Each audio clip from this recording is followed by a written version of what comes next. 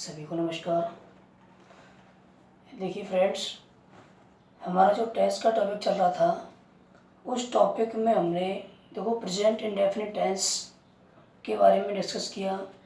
Present indefinite tense क्या है, उसके हेल्पिंग वर्ब क्या है और उसके सेंटेंस किस तरह से बनते हैं, और उसके बाद हमने उसका यूज़ भी डिस्कस किया। अब हम आज उसको लास्ट करते हैं। उसी में थोड़ा सा और चलते हैं। आज हमारा जो प्रेजेंट इंडेफिनिट टेंस था, प्रेजेंट इंडेफिनिट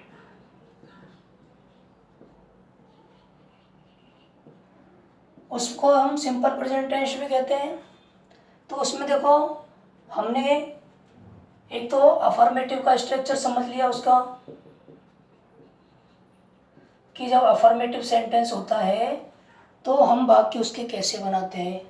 दूसरा हमने नेगेटिव का भी समझा था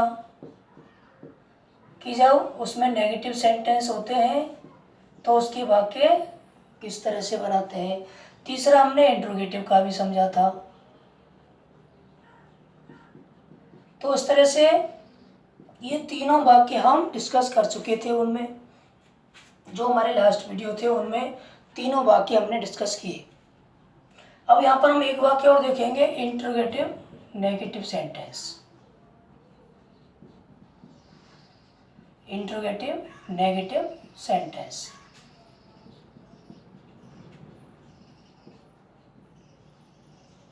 देखिए इंट्रोगेटिव नेगेटिव क्या होते हैं ये हम जान चुके हैं।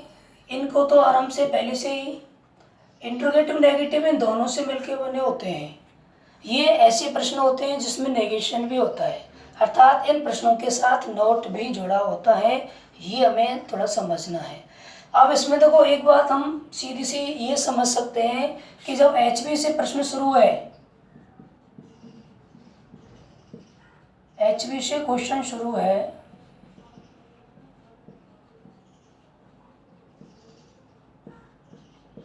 तो नॉट को तीसरे स्थान पर लिखते हैं।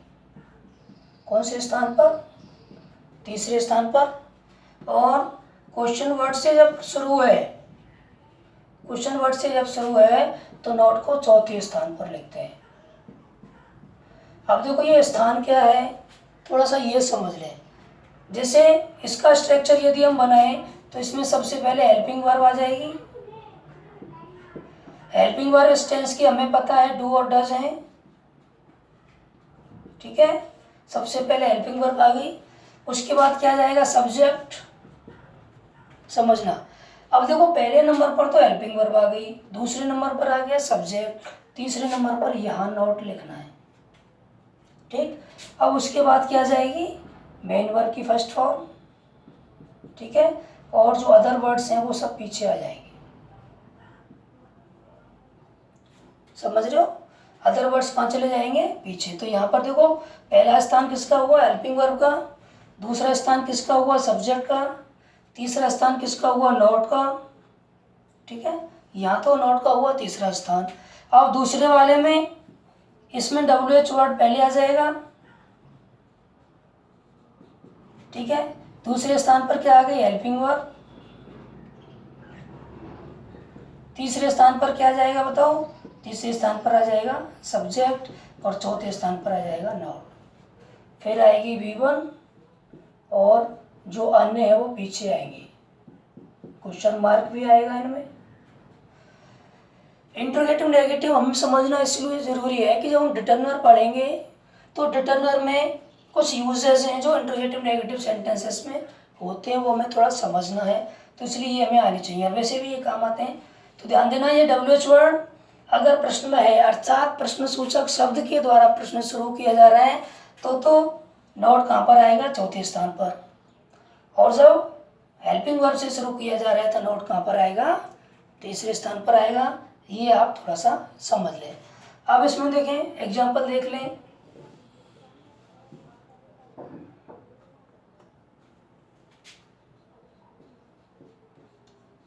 जैसे एक एग्जाम्पल लिखा हमने, क्या मोहन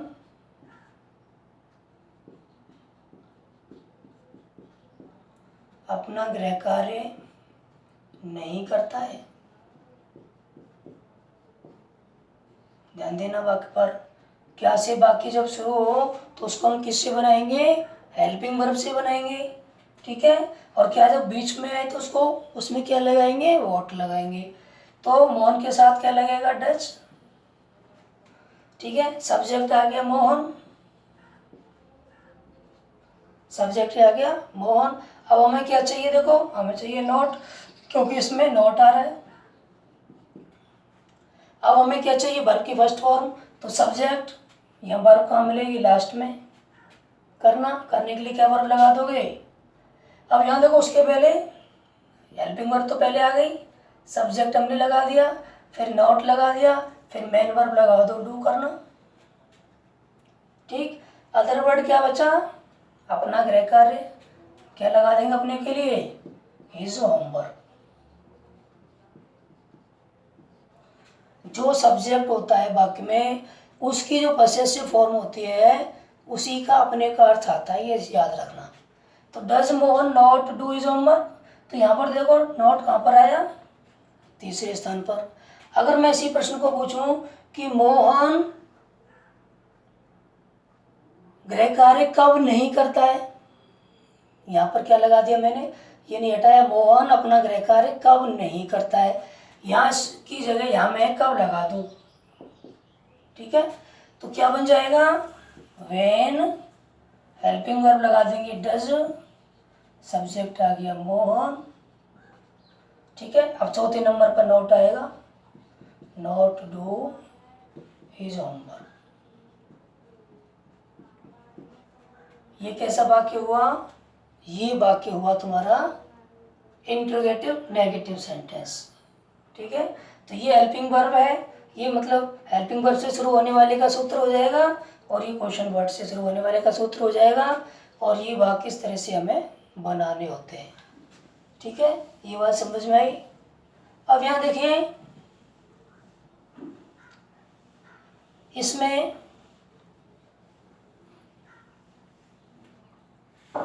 थोड़ी सी एक्सरसाइज, अभी इसके रूल्स और थे।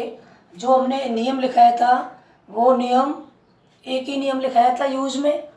ठीक है। अब इसका दूसरा यूज कर लें हम। जो यूज करा रहे थे हम इसके प्रेजेंट इंडेफिनिट टेंस के, उसमें एक यूज हो गया। एक यूज में हमने कई सारे वो डिटेल आपको लिखाई थी, बीच में ये इंट्रोगेटिव नेगेटिव रह गया था, वो थोड़ा सा मुझे याद आ गया, करा दिया। अब यहाँ पर हम करेंगे इसका एक यूज और कर लेंगे। ठीक है। उस यूज में क्या है? देखो कुछ एडवर्ब्स होते हैं जो एडवर्ब मदद करते हैं इस टेंस को पहचानने में। तो वो एडवर्ब कौन कौन से हैं उनको आप फटाफट यहाँ पर लिख लें। तो हेडिंग में आगे लिखें आप, कौन कौन से एडवर्ब हैं जो टेंस में काम आते हैं। देखिए आप ये लिखेंगे कि यदि वाक्य में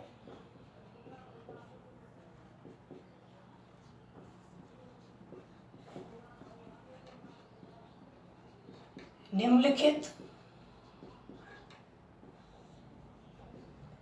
में से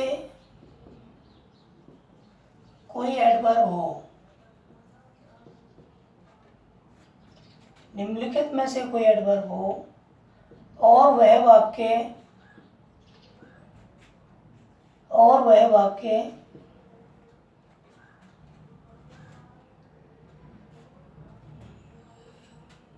दोहराए जाने वाले कार्य, दोहराए जाने वाले कार्य, दोहराए जाने वाले कार्यों को व्यक्त करें।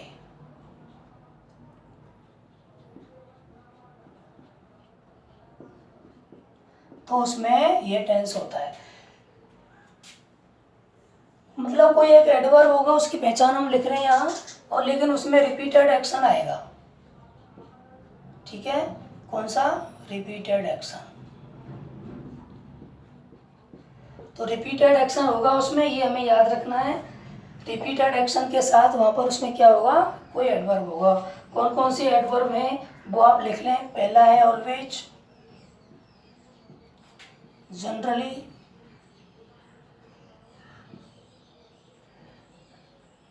रिपीटेड एक्शन इन प्रेजेंट, ठीक है, वर्तमान में लिखना,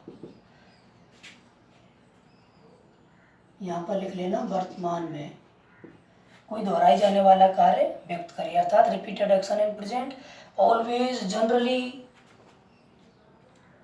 ऑफन, यूजली, ठीक है, never, sometimes,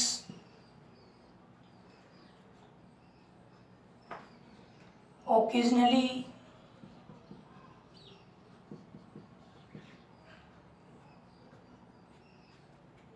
rarely,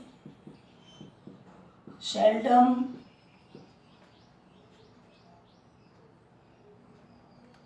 scarcely,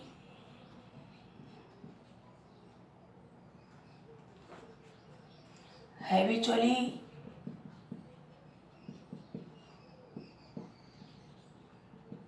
daily,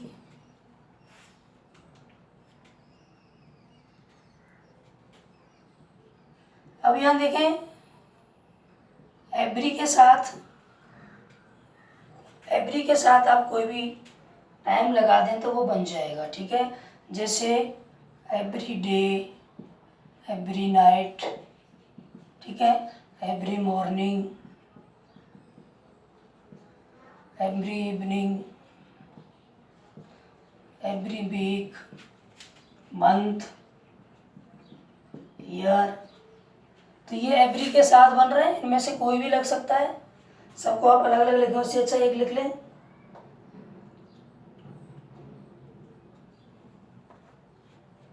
एक वर्ड आप लिखेंगे, देखो ध्यान देना, ये बहुत इंपॉर्टेंट है, अक्सर बच्चे गलत करते हैं। Once a day, once a day का मतलब होता है दिन में एक बार, ये क्या रिपीटेड एक्शन को बताता है, ठीक है। वंस अ वीक मतलब सप्ताह में एक बार, वंस अ मंथ मतलब महीने में एक बार, वंस अ ईयर वर्ष में एक बार। ये किसको बता रहे हैं? सभी रिपीटेड एक्शन को। और लिखें, यदि हम कहें twice a day, doctor advise me to take this medicine twice a day, doctor ने मुझे सलाह दी कि दवाई दिन में 2 बार लें, तो क्या हो गया? ये रिपीटेड एक्शन हो गया। चाहे रिपीटेड एक्शन साल में किया जा रहा हो, my father goes to Jaipur twice a year, वर्ष में 2 बार जयपुर जाते हैं, तो रिपीटेड एक्शन हो गया। वो ये नहीं देखना कि टाइम क्या है, ये देखना है कि रिपीटेशन हो रहा है उसमें। Twice a day, twice a week,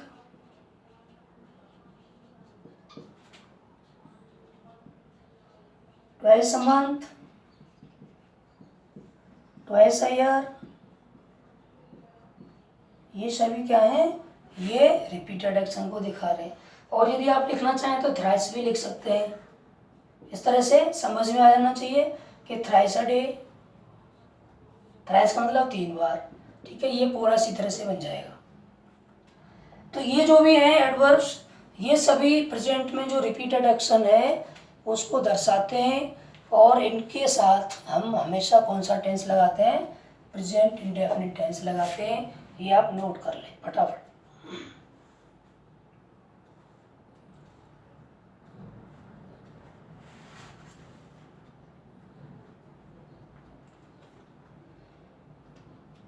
इसका हम एक एग्जांपल और ले लें ताकि थोड़ा क्लियर हो जाए। इनके एग्जांपल लिख लें एक तो।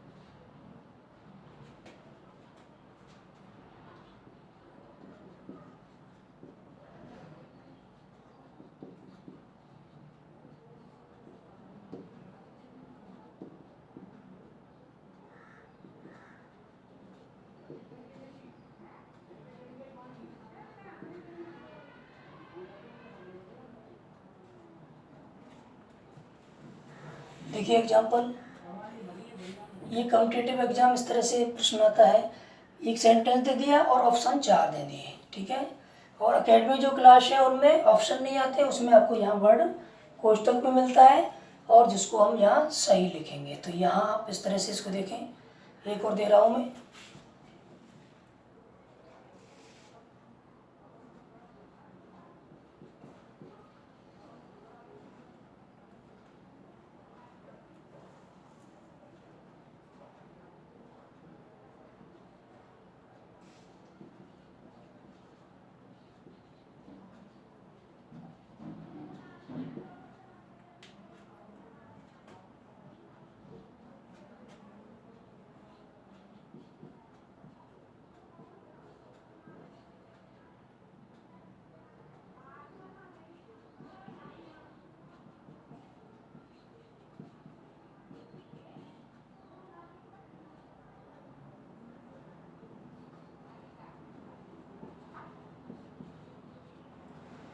यहाँ देखो इस तरह से हमें कॉम्पिटिटिव एग्जाम के लिए इस तरह से प्रश्न मिलता है।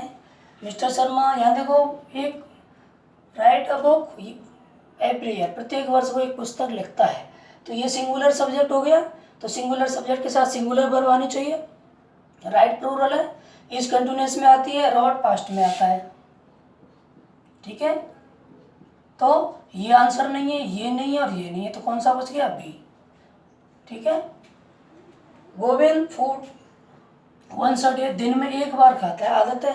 अब इस वंस की वजह से बच्चे क्या कंफ्यूज हो जाते हैं कि वंस तो पास्ट में आता है, लेकिन याद रखना वंस रिपीटेड एक्शन में भी आता है, प्रेजेंट टेंस में। तो दिन में एक बार खाता है, तो इसमें क्या आ जाएगा? ईट्स आ जाएगा, ठीक है। इस तरह से आप लिखें। और ये आपका प्रेजेंट इंडेफिनिट टेंस हुआ। कल इसको लास्ट ख़त्म करेंगे और उसके बाद नेक्स्ट टॉपिक चालू करेंगे इसका, टेंस का। तो ये पूरा वीडियो आप देखें, टेंस की जो पार्ट हैं आपके प्रेजेंट इंडेफिनिट टेंस, ये पूरा समझ में आ जाएगा किस तरह से है। और अगर ये समझ में आ गया तो बाकी के सीखना बहुत आसान है। देखो बच्चों, ये वीडियो जो मैं बता रहा हूँ ये सब हिंदी मीडियम में है, टोटल हिंदी मीडियम में है और हिंदी मीडियम के हिसाब से मैं पढ़ा रहा हूँ। जिन बच्चों का इंग्लिश मीडियम है उनके लिए अलग से एक सीरीज़ चालू की है, 2-3 वीडियो भी उसमें हमने डाले हैं इंग्लिश मीडियम में। तो आप इंग्लिश मीडियम से यदि हैं तो उनको देखें, तो वो आपके मीडियम के हिसाब से आपको समझ में आएगा। और ये हिंदी मीडियम के लिए चल रहा है, उधर इंग्लिश मीडियम में भी आपकी पूरी ग्रामर चलेगी, ठीक है, जिससे आपको और अच्छा समझ में आएगा। तो ज़्यादा से ज़्यादा बच्चों तक इसको पहुँचाएँ। इंग्लिश मीडियम वाले जो बच्चे हैं उनको वो कहना चैनल को सब्सक्राइब करें, और जिससे उसको क्या है, पूरा जो वीडियो डाले हैं सब उनको मिल जाएंगे, ठीक है बच्चों। अगर आपको कोई प्रॉब्लम है तो आप कमेंट्स करके बताएं, जो भी प्रॉब्लम है उसका समाधान किया जाएगा। मिलते हैं नेक्स्ट वीडियो में, थैंक यू।